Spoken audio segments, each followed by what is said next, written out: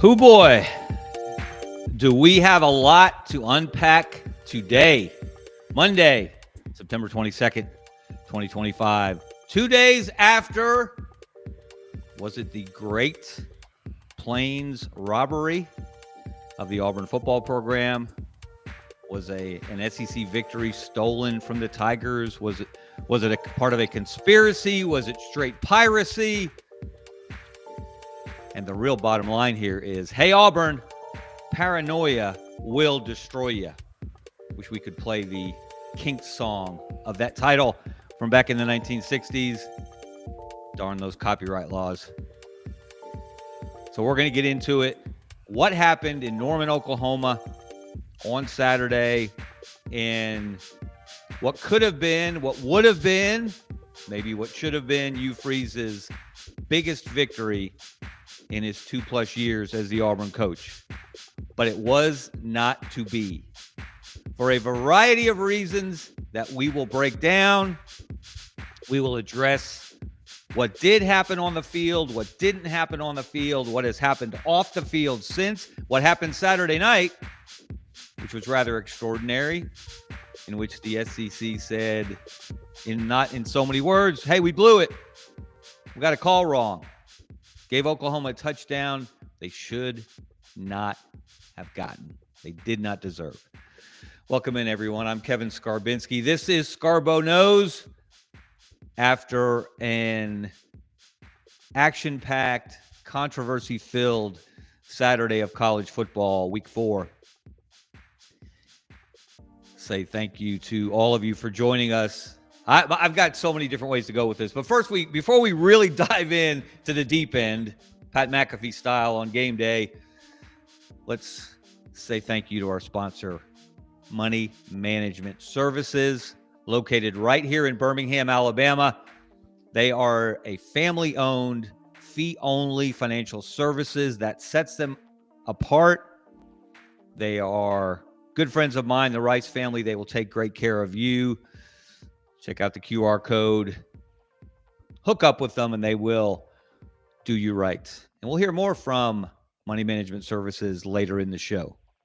Okay, let's see where we go here. I don't know how many football games have stirred the kind of in-game, post-game, next day, 2 days after emotion that Oklahoma 24, Auburn 17 has. People are still talking about it, not just in this state, not just in the SEC, all over this country. It has become a jumping off point to jump up and down on the state of college football officiating, for one thing. And it may have been, in my experience, the worst officiated game that I've watched. I wasn't there. I watched it on television, but that I've seen in person on TV in my 40 years in this business. There were so many mistakes, calls that were made, that shouldn't have been made, that should have been made, that weren't made. And what really amplified the spotlight on the officials was an extraordinary move by the Southeastern Conference on Saturday evening when they issued a statement admitting that the officials made a mistake in the game. They didn't wait till Sunday. They didn't wait till Monday. They put that statement out on Saturday evening. Now, I was texting on Saturday evening with a former SEC official, not an official who wore stripes and ran up and down the football field on Saturdays, but someone who used to work in the SEC office. And they found it quite extraordinary that the SEC issued that statement that evening. He couldn't recall them ever doing that before, that quickly, to let the world know that they recognized that a mistake had been made by one of their officiating crews. So let's look at the statement and let's break it down. And if you really want to be honest here, the SEC is in a no-win position in this situation. And that statement that they put out didn't satisfy anyone. It made Auburn fans mad because it acknowledged that Oklahoma's first touchdown should not have counted. And if you recall, the game was 3-3, early second quarter. Oklahoma has the ball deep in Auburn territory because Auburn botched a punt snap. And so Oklahoma has a great opportunity to score. They get a penalty. And by the way, Auburn, yes, committed 13 penalties for 85 yards, or were flagged for 13 penalties for 85 yards. Oklahoma was flagged for 9 penalties for even more penalty yardage, 99 yards. Just a little fun fact there to keep in mind when you're trying to assign blame here and you're trying to connect dots in alleged conspiracies without any real evidence to back them up. So it didn't make Auburn fans happy that the SEC put out this statement that referenced a rule, Rule 9-2, Article 2, Paragraph B. Sounds like something out of a law book. And the general rule is called unfair tactics, which calls to mind so many different possibilities. But the key phrase in this rule that the SEC cited says, no simulated replacements or substitutions may be used to confuse opponents. No tactic associated with substitutes or the substitution process, key phrase, may be used to confuse opponents. And in the most important part of the rule cited by the SEC, this includes any hideout tactic with or without a substitution. So all of the Oklahoma fans saying, well, the receiver didn't go off the field. They didn't substitute. So therefore, that makes it all legal. That statement contradicts that notion. This includes any hideout tactic with or without a substitution. And let's be honest, it was a hideout tactic. The receiver sauntered towards the sideline. No, he didn't hurry off the field. Oklahoma wasn't hurrying. It was 2nd and 22 from the Auburn 24. And he sauntered over to the sideline, got about as close to the sideline as you can get without stepping onto the sideline. And then he turned, and Auburn didn't recognize him. He runs a straight route into the end zone. John Mateer finds him easily, uncovered, touchdown Oklahoma. Now, the SEC did not, the officiating crew didn't call it. Touchdown stood. Oklahoma led 10-3. So the official broadcast, or I'm sorry, the officiating expert, Matt Austin, former SEC official, on the broadcast, on the ABC broadcast. Hey, all right, I'm in. Pointed this out. Hey, there's our friend Buddy Martin. How are you? What's up, buddy? Welcome. How you doing? I'm just kind of helping out your producers. This call will be recorded. Something to say? Well, I always got something to say, but I really was sort of helping out our producer. Oh, I didn't mean Mr. Brendan. Mr. Brendan Martin. That's it. Actual relation. He's got a problem with his internet. He has. Oh, okay. Again, there. So yeah, let me go. Jordan, you go ahead, and I'll. All right. Yeah, we were trying to get the graphic up of the statement, the SEC statement on what they said was a missed call in the Auburn Oklahoma game. Yeah, I know. Your producer may have to, when he gets his thing working, may have to do it for you. But I know what you're talking about. It was a couple of very curious calls. And the one you're talking about is where the guy was. There was a phantom. Right, the phantom path with nobody out there. The old days, yes, the hideout tactic, as apparently it's referred to in the rule. Yeah. Which let me ask you, buddy, because this is an obscure rule. Yeah. It's not something you see. It's happened before. Lane Kiffin at Ole Miss did this a couple of years ago. I don't remember anybody complaining. I don't remember it becoming a world crisis the way this one has become. Well, it does feel like it when it's your team, and I was so shocked to see him so wide open. I didn't know why until I found out that they sneaked you on the field. And there's Brendan, your producer. Hi. Sorry, everyone. That's okay. Hey, the more the merrier. The more the merrier, because everyone's talking about this call from this game. In a game that ended with Oklahoma winning by 7, when the SEC office admits, and they don't wait till Sunday or Monday, they put out a statement on Saturday evening that there we go, there's the statement that touchdown should not have counted. Wow. That's extraordinary on its face. No wonder Hugh Freeze is so upset. And yes, Hugh Freeze, and he's got his weekly press conference coming up in a little bit. That'll be interesting to hear what he has to say, if he chooses his words carefully, if many Auburn fans have offered to pay the fine, if he will just be honest and blast everyone from Greg Sankey on down for what happened on Saturday. And it wasn't just this play, but this rule, like I said, it's kind of an obscure rule. I was vaguely aware that there was something in the rule book along these lines. I didn't know that you could get flagged for it, and this is the key phrase, a hideout tactic with or without a substitution. And they didn't substitute. And again, the Oklahoma argument has been that they didn't substitute. They also have said that the receiver looked at the official, checked with the official, as receivers often do, to make sure they're lined up correctly, and that he was given a go-ahead. Furthermore, let me add this to the mix. Toby Rowland, the sports director at News 9, and I think it's Oklahoma City, but I know it's in Oklahoma. He's also the voice of the Sooners. He put out a Twitter post today that says, according to a source, Oklahoma says it confirmed with the refs in their pregame meeting that they were going to run this play and that it would be deemed legal. If that is indeed true, we've got a serious disconnect here between what Oklahoma thought was legal, what Auburn thought was legal, what the SEC office itself said was not legal. So it's really kind of a big mess, isn't it? It really is. And I heard Rob's show this morning, your colleague, Rob Brown, and he was talking about officiating. And there's a crisis because, as someone explained, I'm sorry, I can't remember the guest who said it. It's a great point. The officiating is getting so bad because the NFL has taken all the good officials, or many of them, from college.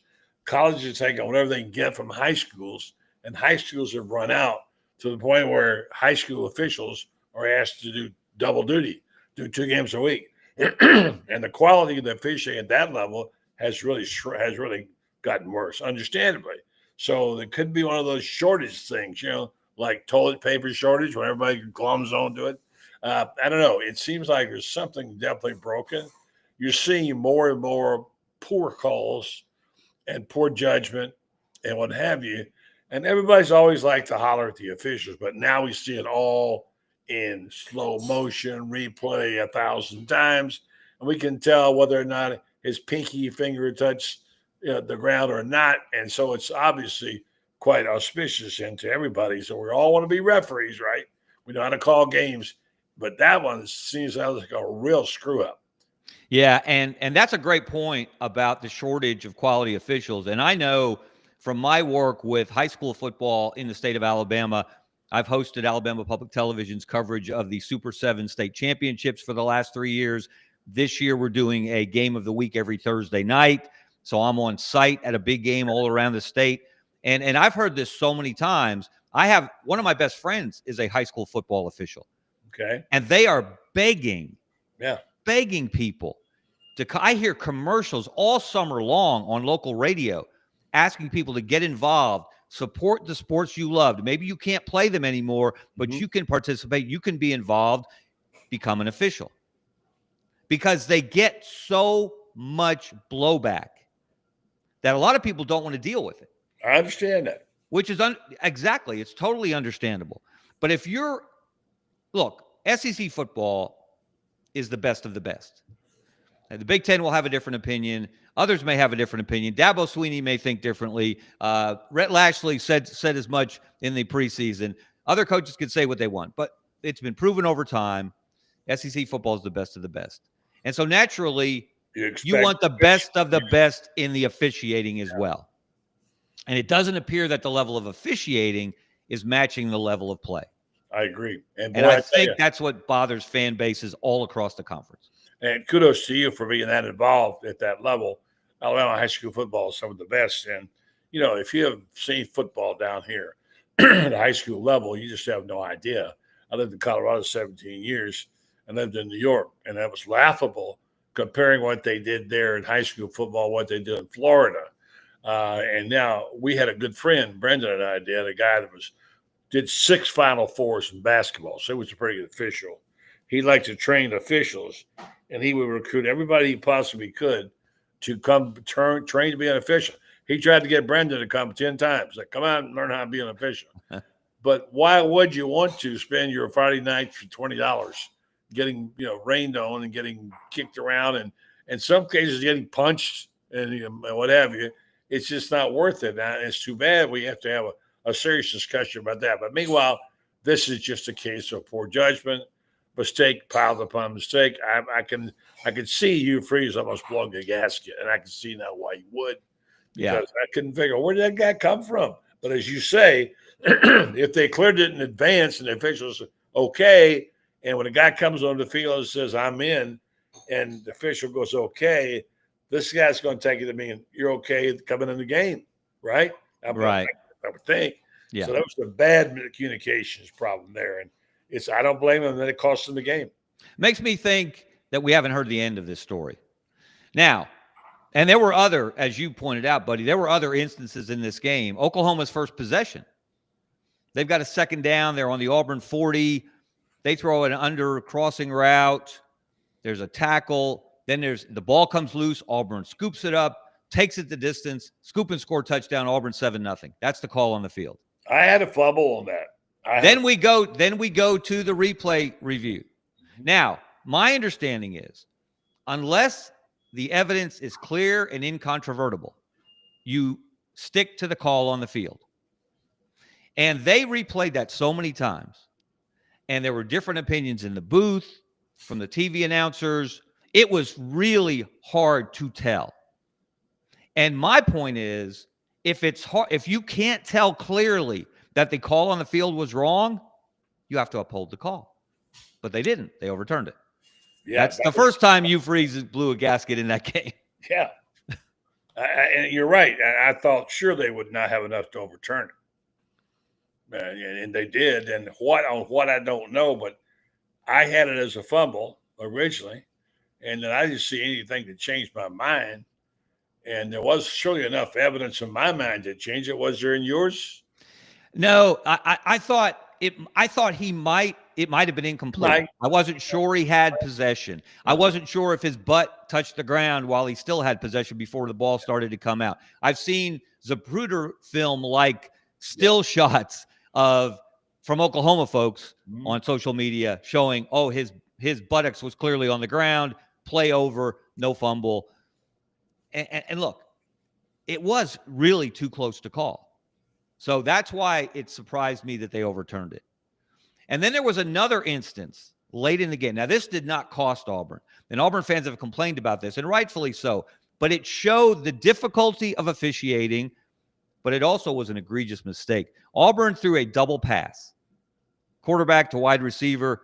Cam Coleman, who's one of the best receivers in the country. Oklahoma could not guard him. I'm not sure anybody can. That guy's unguardable, number 8 for Auburn. He had a great game. And if Jackson Arnold were more accurate, we wouldn't be having this discussion we're having. Because he could have hit Cam Coleman for a couple of touchdowns that would have changed the game and given Auburn the victory.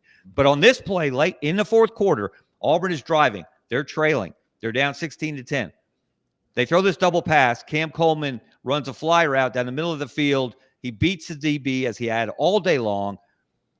And clearly, this one is not even close. The DB trailing him grabs him around the waist before the ball gets to him. Yeah.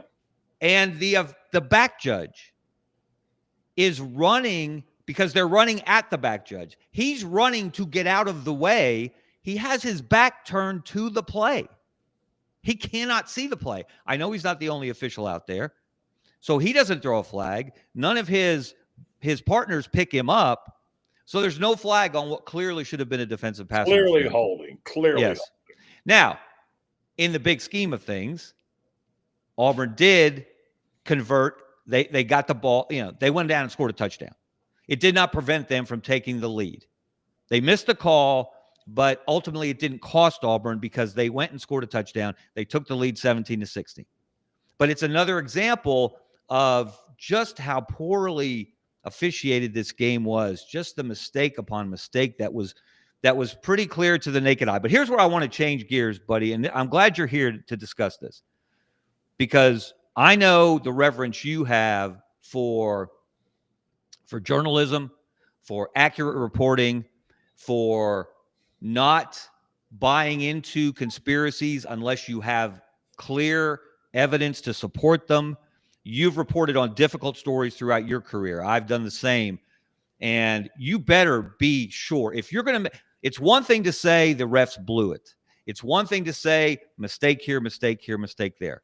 But we have, for years now, gone so far beyond that into conspiracy territory. The SEC office is out to get Auburn. It's in Birmingham. Birmingham's a Bama. This is Bamaham, according to Auburn folks. And the SEC office favors Alabama. They take every opportunity they can to hold Auburn back. Those are serious accusations. And I know a lot of them are made by random fans on social media and should not be taken seriously. But I think it's also incumbent upon us, if we want to be considered responsible members of the media, to say, hold on, tap the brakes. Tap the brakes. Don't tell me that Greg Sankey is out to get Auburn, or that Mike Slive was before him, or Roy Kramer before him, or whomever at any point in time.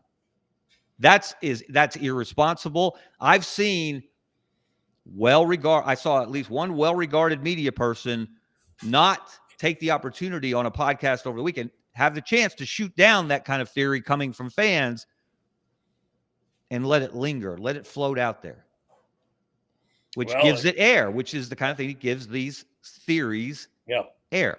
And it's dangerous, and it needs to stop. And we seem to encourage it. I don't want to go off on a tirade right now about journalism because I'm really upset about it. Yes. I don't know that it means that much to that many people.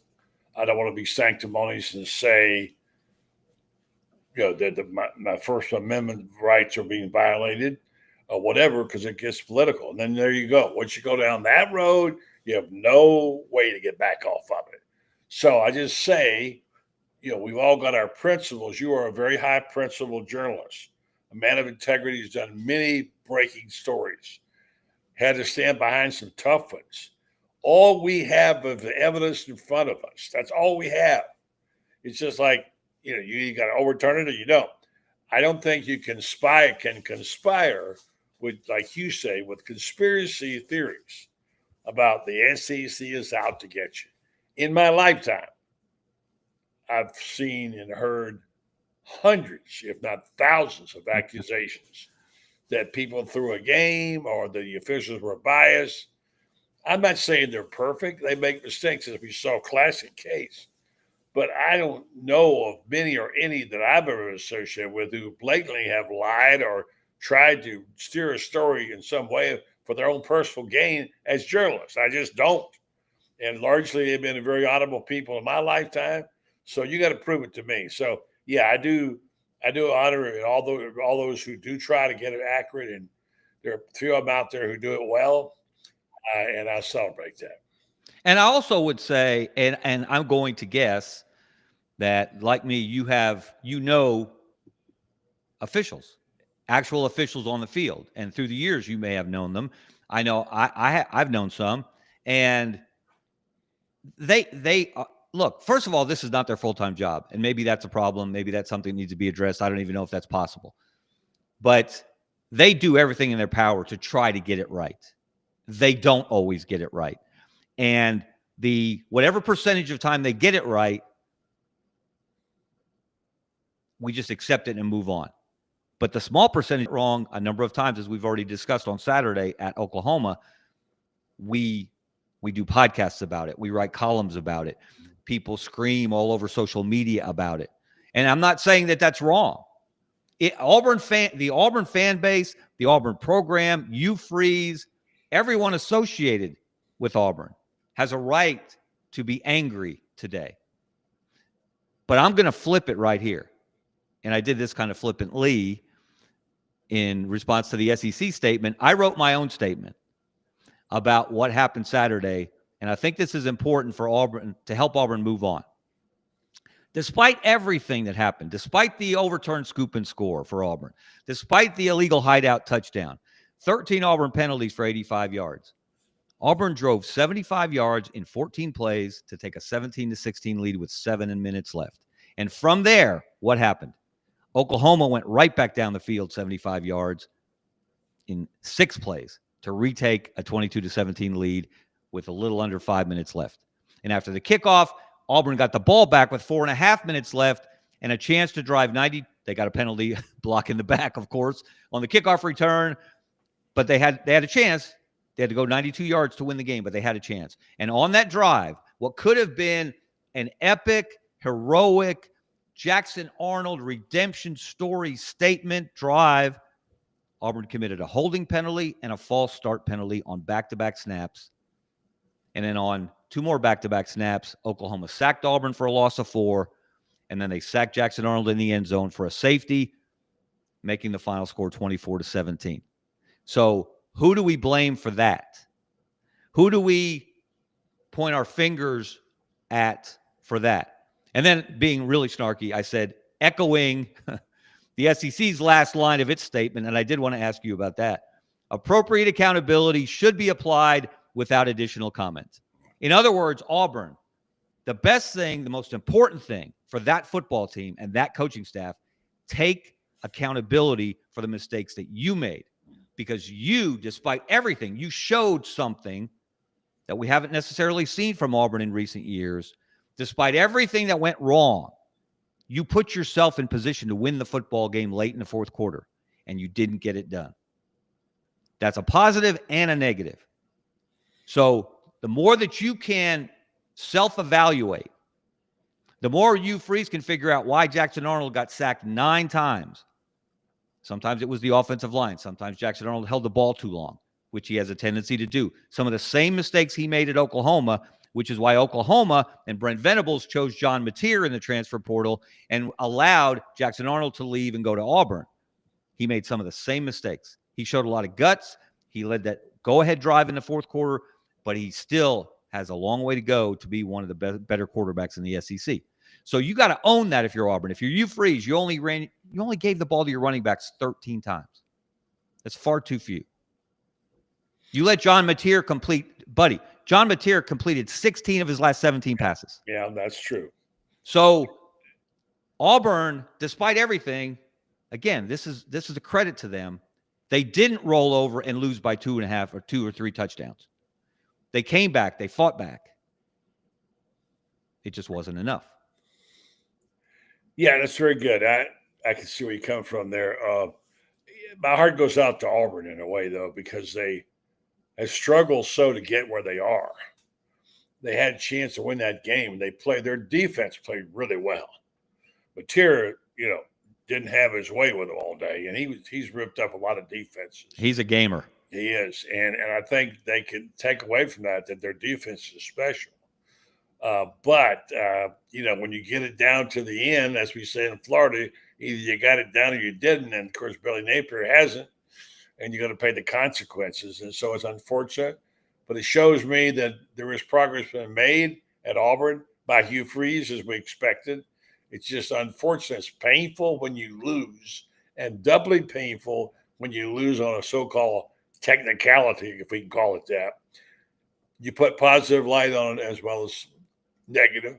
And so it's hard to live up to the appropriate accountability should be applied without comment. It's really hard. Your fans are enraged. I get it. I feel for it. But you know what? There's a phrase now we know quite well down here called turn the page. That's the bottom line. Because Auburn now under Hugh Freeze is 14-15 overall. 5-12 in the SEC. 2-7 in one-score games. 0-5 against ranked opponents on the road. And by the way, Hugh Freeze and Billy Napier have the 2 worst records of current SEC coaches at their current jobs against ranked opponents on the road. Freeze is 0-5, Napier's 0-9. after the Miami The debacle. big deal, though, is just that Freeze is going to survive the year. I don't think Billy will. So we'll see. I think it's likely that Freeze will get a 4th year at Auburn. And now the key is going to be, and this is the best revenge for Auburn. After everything that happened and all the anger and the angst that this has caused, you got to move on. As you said, you got to turn the page. The best revenge, on to Texas A&M. Yeah. You don't have time to lick your wounds. You don't have time to focus on what happened on Saturday. Because if you do that, guess what? You're going to lose again next Saturday in College Station. In a hurry, exactly. And then you got Georgia after that. And then you got Missouri. And again, the league is so deep this year, as deep as I think I've ever seen it, that you have got to flush it. You got to flush what happened. You can't obsess about it and move on. And if Auburn does that, we will find out how much this program has grown under you, Freeze, based on how they performed this Saturday at Texas A&M. Yeah, it's true, very true. And we'll just see. You have to have the mentality of no conscience, like a defensive back. You get burned, that's football. Move on to the next page. And if you don't, you could get burned twice as bad this week. So we'll see what's happening. And there is no great team out there right now. I mean, Oklahoma looks very strong, but as we saw, they're vulnerable. They can be beaten. So we'll see where they all rise up. But boy, that last month of the season in the SEC is killer. Have you weighed in on the 3-team scenario that everybody is going to get tomorrow? It was broken on 3 about what 3 games, what 3 common opponents are going to have. I did have a thought on that. I have not seen that story. Yeah. Do you have it in front of you? Who Auburn and Alabama have got? I don't have it in front of me, but I can get my hands on it. Because with Alabama, we assumed it's going to be Auburn, of course, Tennessee, and LSU. Well, let me go get it. If Brendan's not here, he can step in for a second while I'm doing that. I think. And then Auburn, I will say this, and again, this is a little snarky on my part. I admit it. Auburn should be glad that it's going to get Alabama. It's going to get Georgia. The big question is who would be the 3rd annual opponent. They're not going to get Oklahoma, and they should be glad. Because Brent Venables has coached 5 games against Auburn, 3 at Clemson as a defensive coordinator, 2 at Oklahoma as a head coach, and Auburn has averaged 15 points a game in those games. Brent Venables knows defense, and his defense was at its best on Saturday against Auburn. So they won't get them. I think Auburn should get Florida. Personally, well, you know the history. I'll tell you who it is. You know the history. Go get is it Vanderbilt? Is it Vanderbilt? Hold on. Let me go get it. I'll come back to you in a minute. All right? Okay. All right. Yeah, that's my thought, that the ideal choice, and this is going to be, we should just let everyone know, on Tuesday night on the SEC Network, they're going to reveal, as the SEC goes to a 9-game conference schedule starting next year, they're going to reveal the 3 annual opponents. And then you will rotate 6 other teams in the league one year, the other 6 teams in the league the next year, and then you'll swap those 6 back and forth, home and away. But you're going to play 3 teams every year. The good thing is if you stay for 4 years, you will play everyone in the league home and away. That's what a conference should be. That's what a conference should do. And that's one of the things that will set the SEC apart going forward. But I believed that Alabama will and should get Auburn, Tennessee, and LSU. And Auburn should get certainly Alabama, Georgia, and I believe Florida should be the 3rd one. And Buddy seemed to think that that's not the case. At least that's the reporting from On3. I had not seen that yet. A lot of people seem to feel that Auburn would get Vanderbilt as the 3rd opponent. I'm not sure that's a good deal. We know what Clark Lee's done with that program. We know how well Diego Pavia is playing. They're not just beating people. They're destroying people. They did not enjoy losing to Georgia State last year, and they took their measure of revenge on Saturday. And how about this? If Alabama loses to Georgia on Saturday, could happen, very well could happen. It's in Athens, although Alabama's had a lot of success there and in general against Georgia. But Alabama right now is 17 in the AP poll. Vanderbilt's 18 in the AP poll, 1 spot behind. Alabama loses to Georgia, and Vanderbilt beats, I think they're playing Utah State this week, which they probably will. They'll probably name that score. Then Vanderbilt will be ranked higher than Alabama when they meet a week from Saturday. How about that? Who'd have thunk that? No one with any history or memory of the history of the SEC would ever think that Alabama and Vanderbilt would meet and Vanderbilt would be ranked higher than Alabama. That's just one of many, many reasons why Kalen DeBoer and Alabama need to beat Georgia on Saturday. And Georgia and Kirby Smart need to get that Alabama monkey off their back. Because here's a fun fact for that game. They have met, this will be the 12th time they've met, Georgia and Alabama, since Nick Saban got to Tuscaloosa for the 2007 season. And in that time, Georgia has been ranked higher than Alabama 6 times before they played. And in those 6 games where Georgia was ranked higher than Alabama, Georgia is 0-6. And Georgia is ranked higher and will be on Saturday when they meet Alabama this time. That's just a crazy stat. All right, buddy. What do you got for me? Yeah, I got to give you this and head out. Which ones do you want first? I'll give you. Give me Auburn first. Auburn is Alabama, Georgia, and Vanderbilt. Okay. Now again, this is reporting from On3. They say it's a done deal. That's okay. What they're saying. Okay. And Alabama gets Auburn, Tennessee, and Mississippi State. Now, I understand that Alabama has played Mississippi State more than any other program in the league, even more than Auburn, because Alabama and Auburn didn't play for a long time because of some petty disputes back in the early 1900s until the legislator made them get back on the field together in 1948. That's not a game we want to see. We want to see Alabama-LSU. Alabama-LSU has become one of the marquee rivalries in the country over the last, 15 years. It's not as much of a traditional rival as Mississippi State. And Auburn-Vanderbilt, like I said, I'm not sure. My Florida friends, my sons who are Florida students may not like to hear this. Auburn might be better off getting Florida than Vanderbilt. I agree. Depending on what Florida does if and when they part company with Billy Napier. So there's the full list. Does anything surprise you, buddy? I see Florida. They have Georgia, South Carolina, and Kentucky. Georgia, Auburn, Florida, South Carolina. I haven't had a chance to digest the whole thing yet. Yeah. But I wanted Auburn, but it's not going to happen. I can see why I did too. Compared to Florida in a way. Yeah. They some of the schedules. I mean, some of these other schedules like Oklahoma's got Missouri, Ole Miss, and Texas. Missouri's got Arkansas, Texas A&M, and Oklahoma.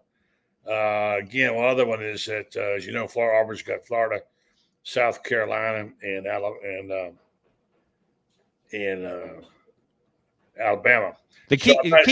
One key point we should make, buddy, is, and my understanding is, correct me if I'm wrong, if you think differently, is that the SEC has said that they're going to revisit this every 4 years. That's what I understand. So if, for example, one program takes a great leap forward, let's say Auburn uses what happened Saturday as fuel for its fire, and it continues to improve, and it goes 9-3 this year, and then it gets better next year, and Hugh Freeze proves to be the answer. I'm still not convinced, but he proves to be the answer and gets Auburn back to where they expect to be. Then all of a sudden, playing Auburn is a lot more challenging than it was the last 4 years. Yeah. What if Florida hires the right coach this time? Yeah, no guarantee. No guarantees, obviously. Their streak is not very good on that score. And then Florida becomes what it was under Steve Spurrier and Urban Meyer. Then you don't want to play the Gators every year. No, yeah. There's another column to that on the right. You can't see them with the graphics there, what shows you all things. But, I mean, look, I'll go to my grave saying they blew it by not having Florida Auburn play. That was one time they were the third biggest rival on Florida's schedule. You know, and I think it's the two schools have a lot in common. They're good. I think Florida fans like Auburn fans and vice versa. We've had some. I can go back to Gusty Year Out, you know, and all the things I've seen. Don't forget Spurrier kicked the field goal against Auburn that won in the Heisman. So much rich history at Auburn. Oh, yeah. John Reeves, wasn't the interception game against Auburn? 9 interceptions. Yeah, John Reeves. So if DJ Lagway feels bad, get some of that video. I was there that day. There was a guy named Bill Cody playing linebacker. He intercepted. Wild Bill Cody for Auburn. Orlando, Yeah. And so I remember Spurrier saying from afar, way out in San Francisco, well, I guess I'm going to have to give them a few ball plays because they were dropping deep zones, and Reeves had never seen that. He was a gifted quarterback. So anyway, yes, a lot of rich history there. We'll see. It's a changing landscape. I mean, look, let's be honest. Look at Vanderbilt. I wouldn't want to play them right now. They're awfully good. And no. So and Alabama's got to play them the week after they go to Athens. Yeah, it's perfect spot for Vanderbilt again, just like last year. Boy, Clark Lee's done a fabulous job. Got to be coach of the year. At this point, I think he's got to be the leader in the clubhouse, no doubt. Although they're not in the clubhouse, so that's not exactly a good analogy. Buddy, hey, buddy. The good thing, buddy, is though with this new 9-game schedule, even though if you don't play someone every year, you will play them twice in a 4-year period. Yeah, that's a good thing. Yeah, it works. It evolves. It's a work in progress, and right now we're more worried about Florida getting a coach. That's the thing they got to do. So I think it's over for Billy, and I can't see how he can survive. But yeah, personally, you don't like it, but professionally, it's how can you not make a move? What are you going to do? How can you not make a change? What are you going to do? I mean, how are you going to defend that? I mean, look, we can talk about it all day, and I'll talk about it tonight on my show a lot, and we'll talk about it all week. It's open date, but we're going to talk about it and talk about it and talk about it. And after a couple of names, I have a hard time coming up with anybody. I talked to Urban Meyer last week, had him on and talked. Not from a standpoint of his interest in his job. He said to me, buddy, it's a top 5 job. It's still a top 5 job. And I don't know, beyond Lane, I don't know who a top 5 coach would be. I'm not sure. Well, I know I'm going to be following you and the Buddy Martin Show as this process unfolds, and that's what everyone else should do. Buddy, thank you so much for joining me today. This was a fun conversation on a Monday in the middle of college football season. Have a great show tonight. Thanks, Kevin. All right. And thank you to you for watching, for listening. We have gotten hot and heavy here in college football season. And like I said, the best revenge for Auburn is you control your destiny. You can decide your future. Forget about Oklahoma. Stop whining. Stop crying. Stop complaining. It will do no good. It's on to Texas A&M. Win there, and it's a whole different season down the road. All right. Thank you to Buddy Martin for joining me, to Brendan Martin, the executive producer on the Sidelines.live network. Check out the Buddy Martin Show this evening on the network. I'm Kevin Scarbinsky. This is Scarbo Knows. You have a great rest of your day. Check out our sponsor, Money Management Services. See ya.